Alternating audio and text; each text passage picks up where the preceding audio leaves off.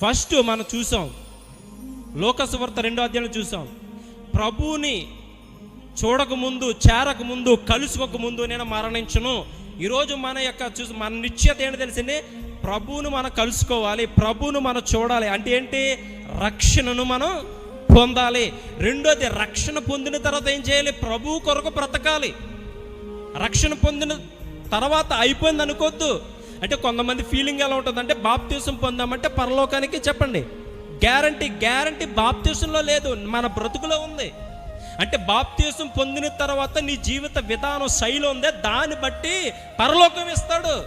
నువ్వు చర్చికి వెళ్ళొచ్చు, 40 సంవత్సరాలు 30 సంవత్సరాలు వెళ్ళొచ్చు, నువ్వు కానుకలు ఇవ్వచ్చు, నువ్వు మందిరానికి ఏ రోజు ఆబ్సెంట్ లేకుండా వెళ్ళొచ్చు, నువ్వు ఎన్నైనా చల్లొచ్చు. నీ రక్షణ యొక్క వస్త్రాన్ని నువ్వు మలినము చేసుకుంటే దేవుడే అంటాడు, ఇటు కాళ్ళు చేతులు కట్టేసి ఎక్కడ పడేయండి.